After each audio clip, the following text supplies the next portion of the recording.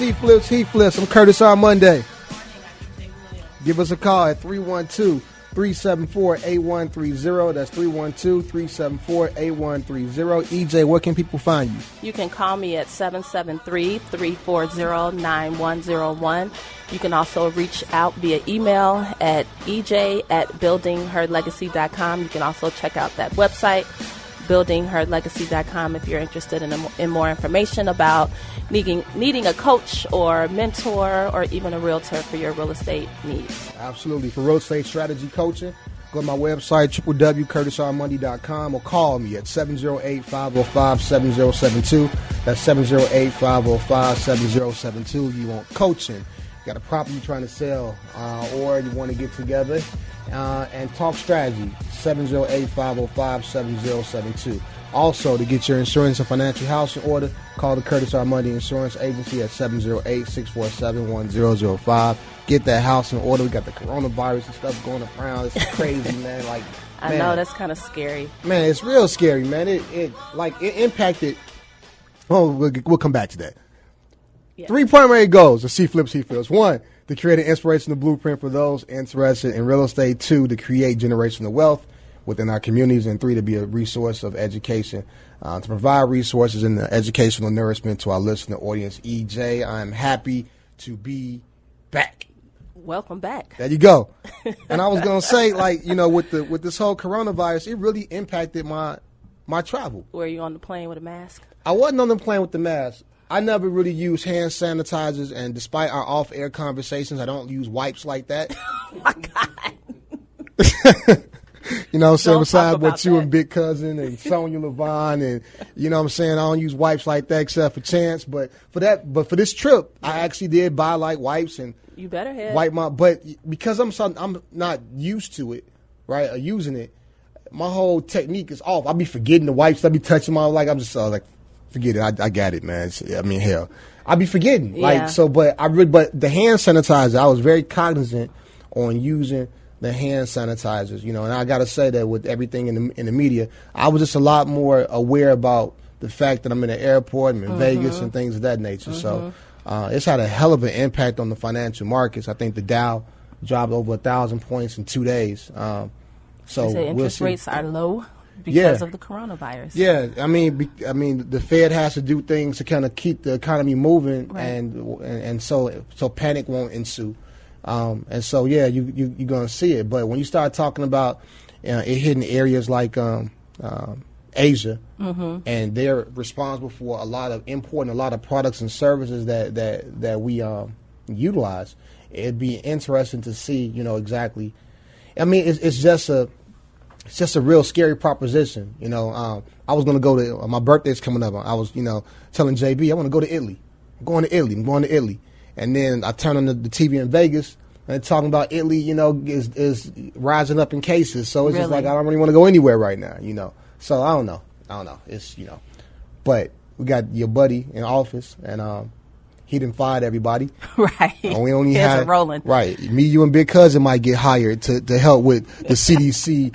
And to help with the whole right, because he doesn't hire people with actual experience and knowledge in the sector that he puts them over. He said he don't really care about he say so much idiotic stuff. He said something like, "I'm a businessman, so I fired all the people because they wasn't being utilized. What's the point of having payroll and labor and stuff like that if they're not being utilized? And we can just call them back. Like, okay, well we know where they at. We can just give them a call right back and get them right back on the job."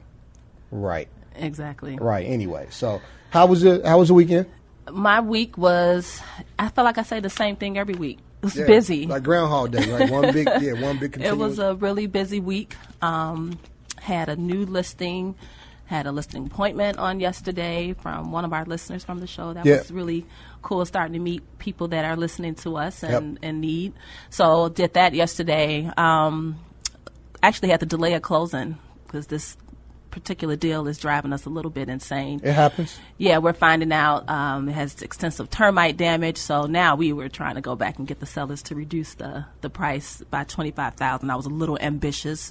about put some termites, right? Yeah. How did you get to that point? How did they get to that? Like that wasn't caught like in the home inspection. That wasn't caught at no other. How did it get all the way to the closing table? Very good question. Well, most times we don't do inspections when we're buying distressed properties. Oh, okay. Between us and our contractors looking at it, we feel like we have a pretty good handle on what is needed. But what happened was someone broke into the building.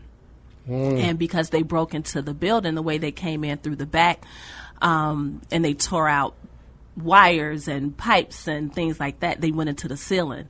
And so once the ceiling was exposed, we were able to see the joists and the beams, and we saw the termite damage there. It was pretty extensive. So you're talking about having to replace a whole bunch of joists that you didn't originally budget for, there you go, which can run you about $400 for each. Now you're talking about replacing 20 joists or more than that. That can be a significant impact. Sure. So, and then we also found out that the porch that we originally thought we'd be able to keep, we won't be able to. So we'll have to tear that down. So our expenses have gone up. So we'll stay in the deal if we can get the purchase price down. So they've come down $12,500, which I'm kind of surprised. So we're happy about that. But they met you halfway. They met me halfway, but we still need to see. I need to circle back to my GC to see if he can still squeeze in a little bit on that porch to help out. Yeah. Well, I mean, look, again, you give your GC so much work, and this is the part with real estate investing, and you can always tell or speak to the level of competency or the professionalism with the real estate and people you're dealing with, that common sense has to play. Like, again, I understand what cost basis is and what your true cost of doing something is, but I also believe that if we're doing repeat business, right? If I'll give you volume, and as you say, EJ, you've been able to eat and get coins off me, right? Yes. It needs to be some logical, sound business sense that says, hey, you know what?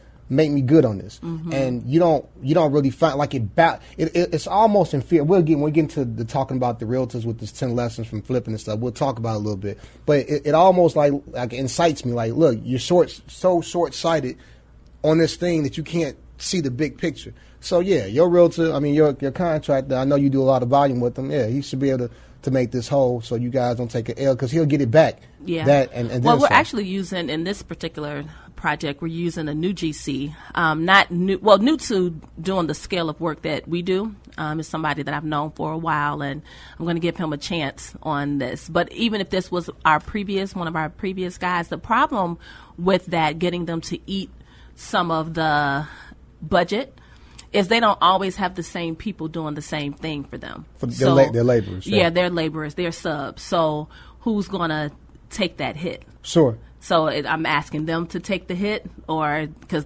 whoever their subs are not. This is a one-off job for them. So it may not lend to the long-term relationship. So I try to be mindful of that as well. But their subs are probably going to come and go. Like, they're running the business just like we're running the business, right? So their subs and who they use are going to be this everlasting rotating door. Because eventually the subs that they're using going to get the bright idea that, hey, I can do this myself. So I don't need this guy. I can just run my own shop and get my own crew. I mean, it's going to be rotating. And I don't think you're asking them to eat the total cost. No, not You're just asking to be fair with me in terms of the pricing and be mindful of the relationship. And that's the part that I don't care who it is in the food chain. If we doing business, I almost expect to some degree, some level, you're gonna give me the as you call them, see money. Like I don't want you to go. I want you to go broke, and I don't want you to give me nothing for free. But take in mind that we gonna do some work together. You made me think about something, but so even though you guys are really experienced in terms of what you do, do you work like I work off a checklist a lot of times? Because sometimes even though you know how to do stuff, you get so busy and so inundated with what you're doing, sometimes you forget stuff, right? So I tend to use a checklist, and part of my checklist is to deal with like pest control, like pest inspections. And when I deal with the construction, these construction loan, the hard money lenders, and you do the draw process, I always build in a contingency for little things like that, just in case already. So do you guys work off, checklists, or you just pretty much just? Honestly, no, and probably not like we should. But I think it's because it's the two of us. and we tag team so much. So You and one, Jace. what one person experience. may miss. Yeah. And experience. Yeah. Man, experience can be a gift and a curse sometimes. Truly. Yeah. Because you can be on autopilot sometimes and miss some of those small things. So for sure. When you don't have the experience, you're paranoid. Right? Like everything is, you paranoid and you're looking at everything and it can be a gift and curse sometimes. I'll say good morning to a lot of people tuning in. We got Anthony. Good morning to you, Anthony. Nick and Lewis. I might pronounce that incorrectly. Forgive me. Charged my head, not my heart. Nathan James Edmond Jr. Nate said that Chance the Baby, as I call my son, he has 2 rap names, Chance the Baby. And then when I thought about that, I laughed. And I said, Nate, that is true. It's true. But Nate, if you look at him and you take a picture like a little Boosie, y'all twins. Y'all twins. You look like Lil Boosie, bro. But I love you. Marcus Burnside, good morning. Miss Lampkin, good morning to you. Yvette, good morning. Kevin White, good morning. James Doherty, one of the original real estate partners out in L.A., California. I appreciate you. Roz Perry, thank you for your support of the Curtis R. Monday Insurance Agency. Who you got, EJ? Let's see. On Instagram, we have, hey, Charles, one of my clients and mentees, Dominic. Hey, Swole. Swole. Yeah, Swole. That's also a client turned friend turned. Swole. Yeah, he's a professional musician traveling all over the world doing his Swole, bass thing. Yeah. Jason, you hear that, man? Right. You hear that? Sandy Mandy, hi. I think that's, and Chanel, my sisty, and hey, Mark. On Facebook, we have Jeff and another client, Cynthia, and we also have Andrea. Andrew, how you doing? Why are you laughing, Curtis? I'm laughing because his name's Swole. I'm laughing like a man. That's Swole. Like you could call him. And he's not even that Swole. That's I don't know. Swole, I gotta ask you. Where'd you get that nickname from? But you as a woman, he's a church boy. You can call him Swole, but imagine me and Big Cousin like, hey Swole, like. Well, I mean, everybody calls him that. So really, everyone. We couldn't be friends. I'm about to call him Peter, whatever his government name, Peter, Reggie. We're not gonna call you Swole. I'm like, what Martin say? Hey, Delicious. Hey, you're not gonna call me Delicious, man. As a grown man, I'm not doing. Okay, look, let me get back to what's. Hey, EJ, real quick though. We talked about the fight a little bit. Did you watch the fight? I did watch the fight. What'd you think? You know what? It was interesting. I didn't know who. I didn't really have a horse in the was it a dog in the fight? I didn't really care either way. So I was just looking for the entertainment part of it. But I was hoping that Wilder won. Yeah, I told because we root for everybody black. There you go. And I told Big Cousin, like somebody tried to do the same thing. I told Big Cousin them earlier today that I felt like I was like violating because of Black History Month, and I didn't. Yeah, you were in violation. I felt like, but my money was talking to me, and I knew where the money was. I had to. But to level it off, money talks, huh? It always talks. It's the universal language. Yeah. So I mean, they wasn't fighting for free, EJ. They was fighting for money. So this is true. But with that being said, I leveled it out. Even though I rooted for it, I bet my money on Fury, and I felt bad because Black History Month. I leveled it off by watching like Harriet Tubman movie. Oh my God. That's how I leveled it off. In my mind, that's how I made it right. I watched the Harriet Tubman movie. Why y'all laughing, man? That doesn't even go. It do go. Like that's how I felt better about myself as a black man that I won this bread off the white European guy in Black History Month, and I watched the movie by Harriet Tubman, which is a great movie. You haven't seen it. Harriet Tubman was remarkable. So watch that. Oh, look at this. So just to circle back, Swole said Jay-Z called me Swole. With the shades emoji after that. I hear you, Swole. I'm going to call you Thomas. I hear you, Thomas. Thanks for your support. All right, so let's get into it, EJ. A lot of topics. One of the things that EJ and I do, in addition to talking to each other, and we try to keep our ears to the street and get different topics and different points of views from other real estate investors. We ran across a doozy, a good one that we thought, and want to kind of discuss it. And so 10 lessons learned from years of flipping. Another real estate investor kind of documented some of their lessons that they learned through their years of flipping properties. And EJ and I wanted to kind of have a little bit of dialogue about it and kind of go with it. And so let's start with number one. Number one was mind the double line. That just speaks to location. Yeah. Yeah. And that's still the number one rule in real estate. Location. Yeah. And people get caught up so often in what they can get the deal for. Oh, I saw this house for $20,000. But it doesn't matter if it's on a block, if you're looking to flip, if that's your exit strategy, if someone doesn't want to live on, it really doesn't matter, you know. So you have to be mindful of the location, what are some of the things that would attract somebody to it and what would deter them. Yeah. Like if you're across the street from a public dump. Yeah. It doesn't matter if someone is giving away the property. Yeah. No one, and I'll say no one, but your pool of potential buyers dwindles. Just goes to little to nothing. So in this example, in this article, location, that's the key. I took away from it, pay attention to details like living on a busy street versus residential streets. Also, though, intrinsic in that would be your systems involved with selling a piece of property. Mm-hmm. Like in this particular article, the double lines, the potential buyer came, declined to buy the property.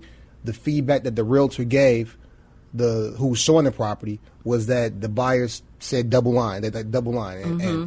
And so in this case, they were speaking about that was a busy street. Right. But feedback overall, like making sure that when people see your property and they don't buy it, well why? Tell me why. What was the thing about my property that, made you decide you didn't want to go ahead and buy it? Mm-hmm. So if nothing else, you can use that as, something food for thought. The next project. And sometimes that's so hard getting feedback from realtors after they show your property. Really?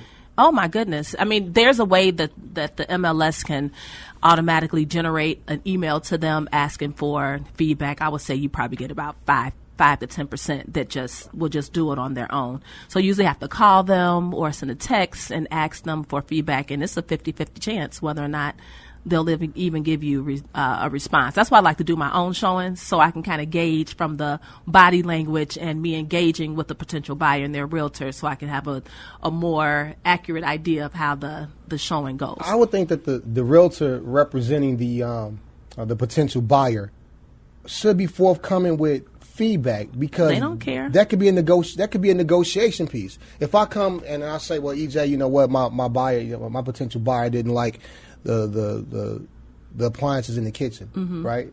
Then you, as a seller, could probably say, hey, you know what? Well, we're willing to reduce X, Y, and Z to account. Like, I would think that would be. Well, they'll do that if their client is still leaning towards presenting an offer on it. But if they know that they're not that interested and they've moved on to something else, they don't have a vested interest in helping you to get the information that you would need in order to better your listing or for your future endeavors. They just really don't care. Sure. Now, for me, a lot of I'm more on the buy and hold side. A lot of my property locations are in distressed areas or areas that may get a negative connotation, like mm-hmm. a Roseland, or even some areas of South Shore.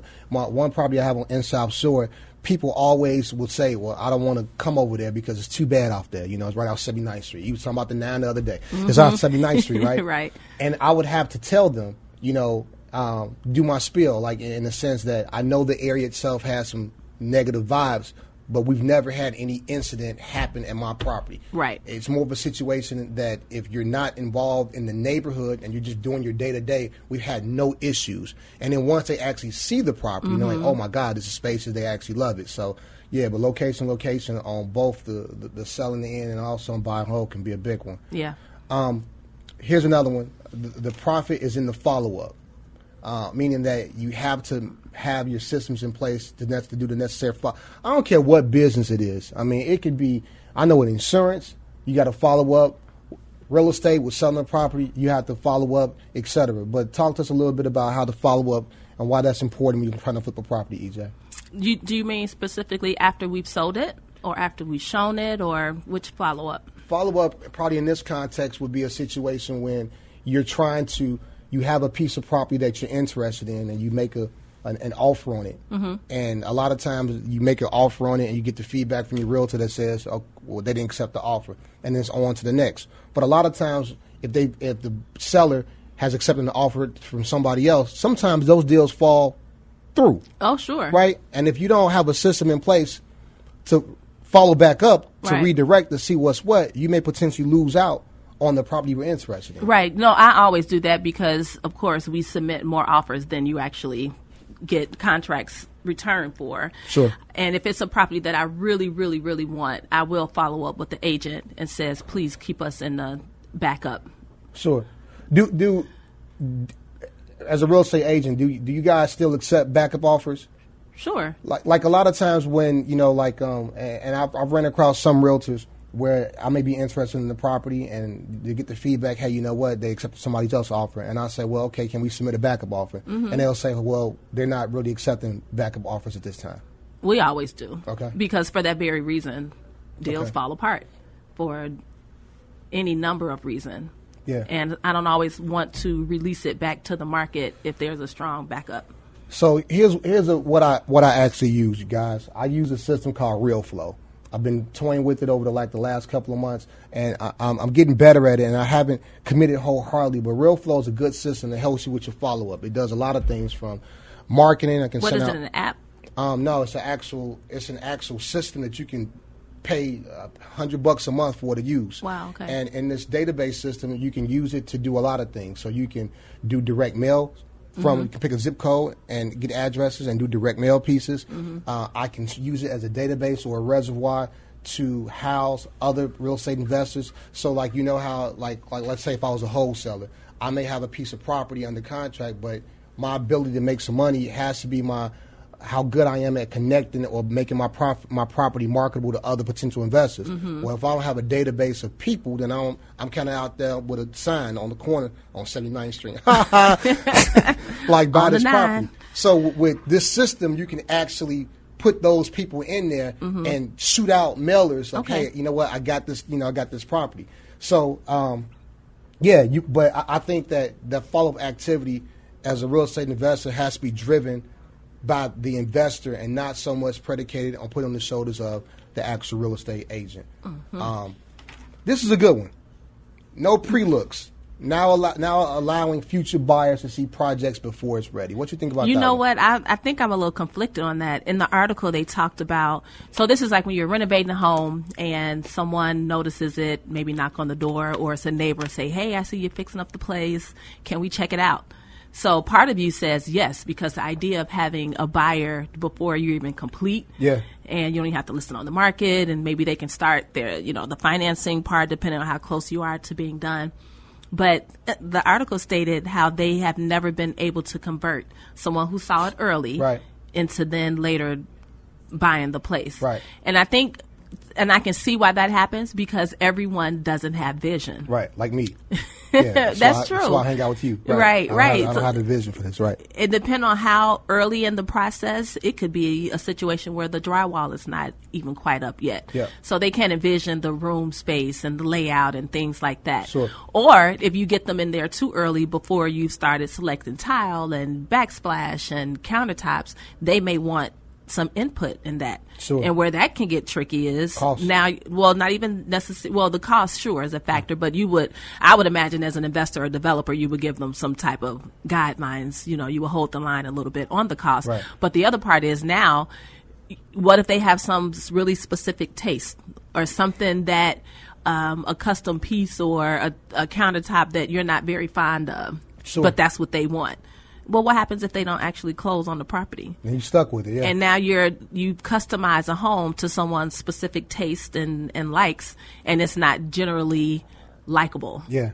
Or desirable for someone else. So now it's not always an ideal situation. Maybe if you're very close to completing, sure, when the finishes are in there and everything is mostly done, but I wouldn't recommend doing that early in the process. I think that if you're going to show someone, like, okay, I lack vision. Like I said, I'm probably more the MTV Cribs kind of guy where it's already done versus the person who can say, oh, take this house and let me put my own spin on it. Mm-hmm. With that said, though, there can be some benefits with showing somebody something pre-construction. Yeah. But I would say you probably would have to have two parameters for that. One, you need to have a consistent design and layout, right? You need to have something you can say, you know what, here's what my property is going to look like. And here's an idea of what it looks like.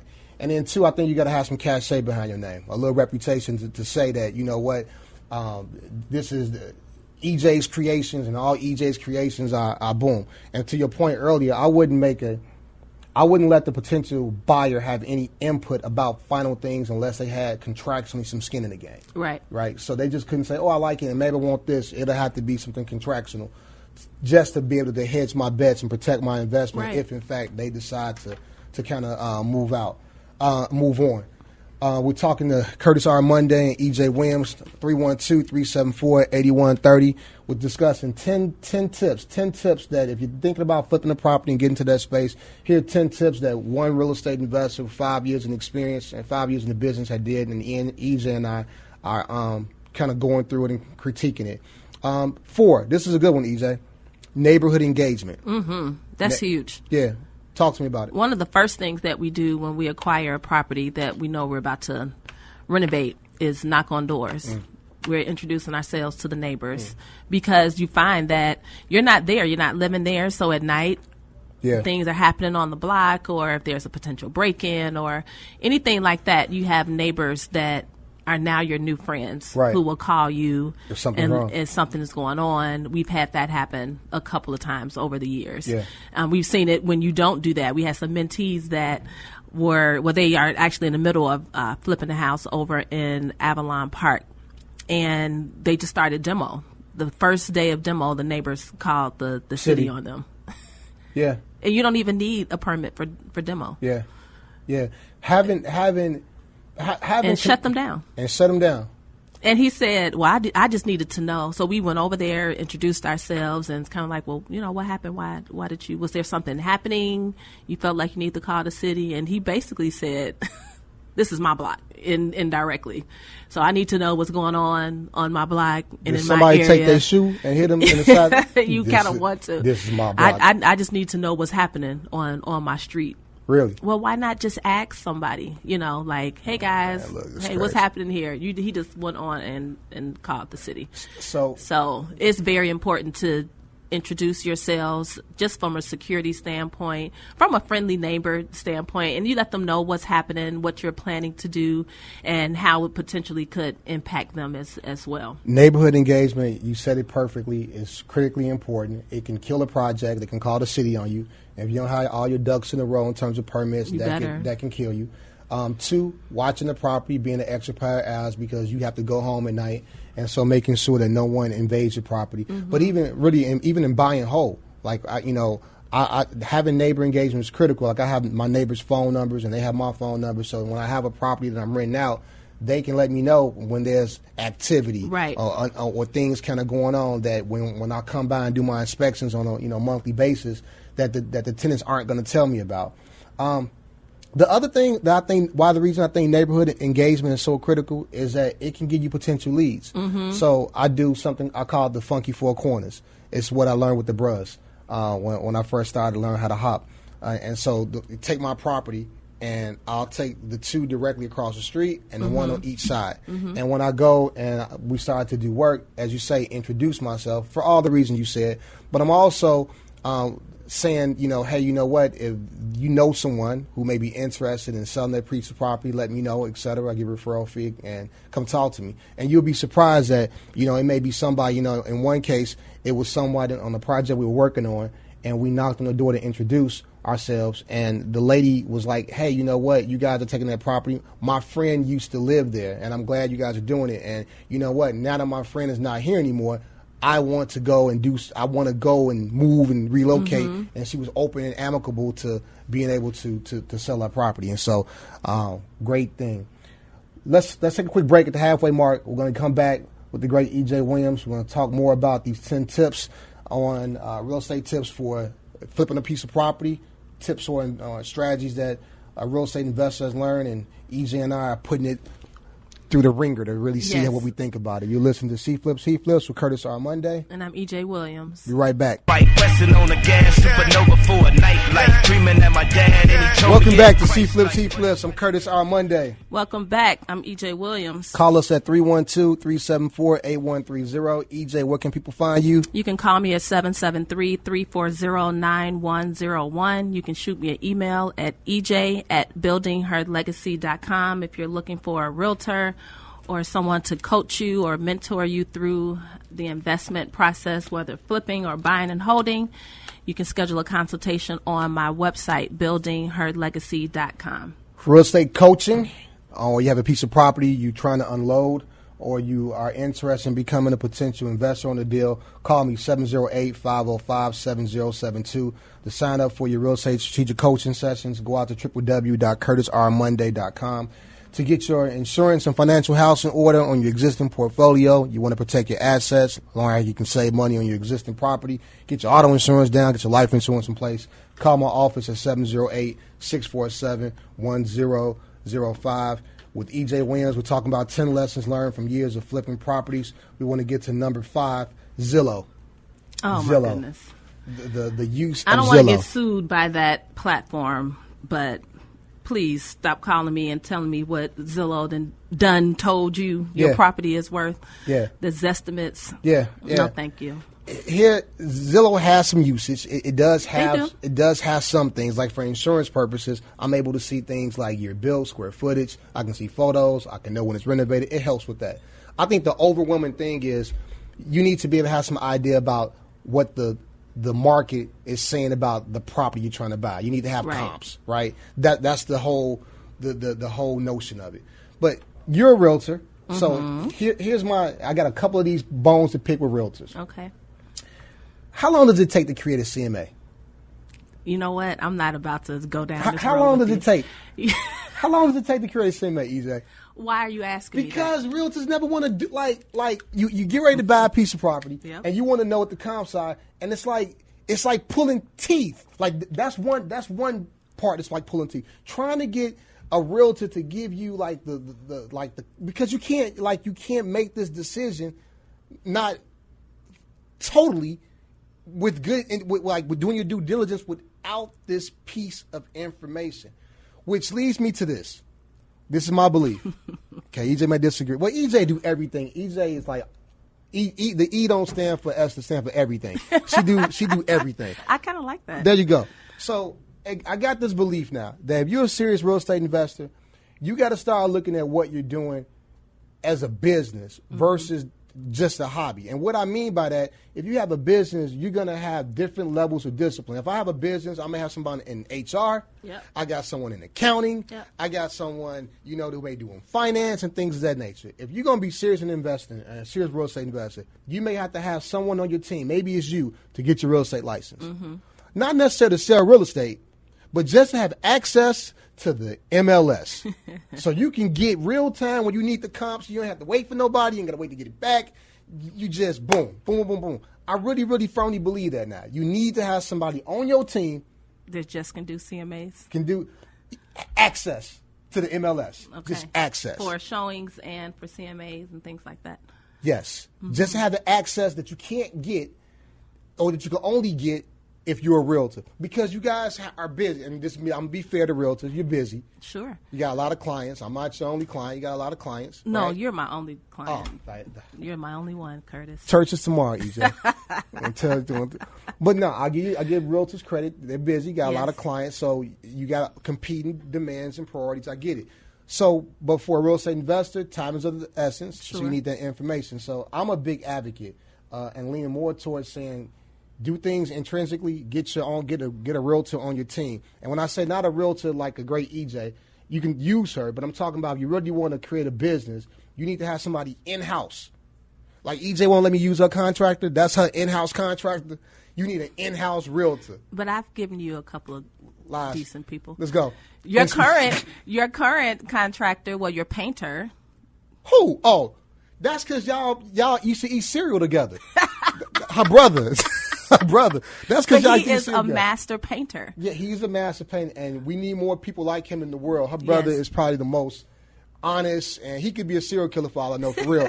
But he's the most honest, forthright. He sends me videos of where the project is going, and he don't get my codes out to nobody. Like he's a good. I don't think they related. Really? He actually even said that he likes my brother Joe more than me now. Yeah, Joe, boy, worried. you all right with me, Joe. You all right with me. Number 6, inspectors. Yes. This was a weird one. I didn't get this one at all. Basically, inspectors. This real estate investor said, basically, give inspectors, leave some items undone on purpose. I didn't agree with that at all. That was the dumbest thing I've ever heard. Basically, they're saying leave some items undone. Yeah. for the inspectors? I think what they're trying to say is, well, first of all, you'll never get a clean inspection report. Right. If someone is hired an inspector to come out to inspect, it's going to be something on the report. I, as a developer, if this is a house that I have flipped and I brought to market, I have a buyer, we're under contract, inspection time, I'm not going to purposely leave anything undone, because what can happen is you have this laundry list of things that need to be done. It can scare the buyer, like, this is supposed to be a rehabbed home. Why are all these things wrong with it? And you're leaving a lot for them to determine whether or not it's a big thing or not. When you get to now, this is item number 25, 26, 27 that you're asking the seller to fix. Sometimes a buyer might say, you know what, just forget it. There's too many issues wrong with this place. Now, the only thing I can think of is why they would want to use that strategy, especially if it's really small things. So once you go in and say, yeah, we'll do that, because it's really tiny things, and then it'll give you a little bit more leverage to say no, maybe to some things that are a little bit more important. But that, I don't like that strategy. They went deep in the ocean on that one. At all. I want to have my home, my property, to have the least amount of issues as possible. Yeah. I don't want to scare them off or to start thinking that, well, man, what else could be wrong with this place? That's kind of a silly approach, I think. I agree. Tip number 7, don't deviate from the plan. This is a good one.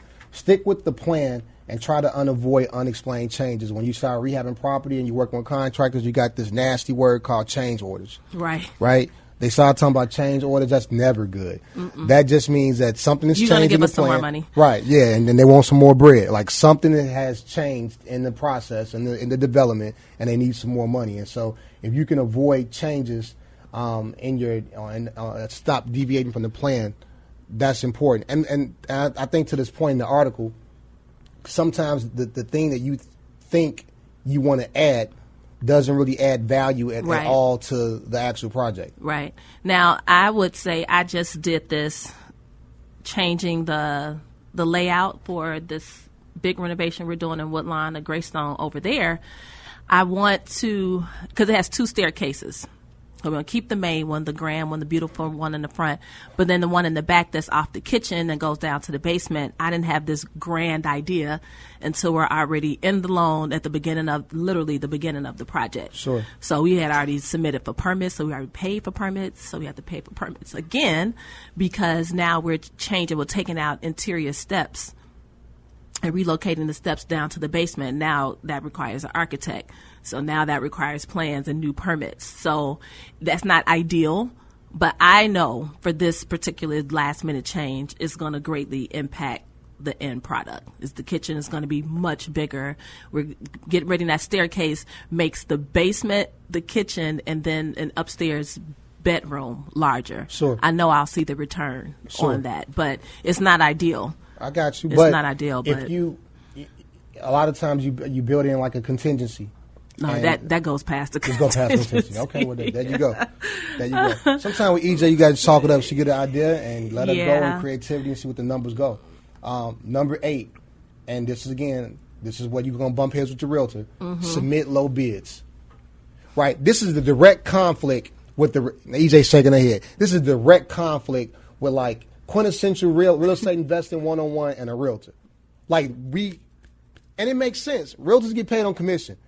Commission, higher numbers, mean, as EJ say, more coins. I don't even think about that, because purchasing property at that price point, that's not a lot of money. At what price point? Meaning like distressed properties. I'm talking about when somebody puts a property on the market there's a property on the market for $300K. Sure. But I want to offer $125. For a $300,000 home, you want to offer $125. Yeah. I want to offer $125K, and they got it on the market for $300. So you're looking like that because you like it's a waste of time. It is. Right. Real estate investing, you're trained to make offers that are going to be insulting and so ridiculously low. Mm-hmm. Just because the numbers are in our favor if it actually comes to fruition. Sure. You almost anticipate that you're not going to get but who knows? It could be timing. Other deals could fall through, and you can come through with that $125K offer, can close quickly, got cash, and it's good to go. I'm not saying it's impossible, but you need to find out before suggesting to waste your realtor's time with a lowball offer. Wasting the realtor's time. There you go. And wasting your time. Because if that's what you're really trying to do, invest in It ain't real my estate. time. I'm not wasting. Hey, push the button, EJ. You like, look, you on the K? Go on, So send it my in. point is, I always call the realtor first. Like, one, do you have any other offers on the property? If you don't have any offers on the property, it's been on the market for a month or almost 2 months, then my offer is going to reflect that. But if you tell me, oh yeah, we have 4 offers on the table, 1 cash, the other ones are pretty strong, I'm not going to waste my time in lowballing an offer to them. And again, in that situation, I'm not saying that I won't submit. I still will submit an offer, but it's going to reflect what I've been told. I've fired realtors from this very thing because we had a difference of philosophy. They didn't want to put in offers that were low, and I wanted an offer low. Again, while I'm like, okay, fine, philosophy, you got to respect everybody's business model. If they don't want to work with a client like that, I can't really force you. That's why I'm saying you might need somebody on your team. You may need somebody on your team that can submit offers, right? That can just do it and submit it at the price point you want to and put in the necessary follow-up. Because a lot of the successful real estate investors that I have met who have great profit margins, one of the main staple in their strategy is these crazy low offers. Like, it's like closed mouths don't get fed. They're like, hey, let me just kind of put it out there. But I also will take it a step further. I think that being able to be knowledgeable about the negotiation process, being able to have systems in place to find projects that may be off market, being able to actually structure a deal and close a deal by working with the owner directly one-on-one can be an actual benefit to you also. Sure. Number 9, let people know what you do. Everyone should know what you do. Everyone know. Everyone should know what you're doing, because it's a lot of competition to acquire properties, as you know, multifamily, single families, whatever your mix is.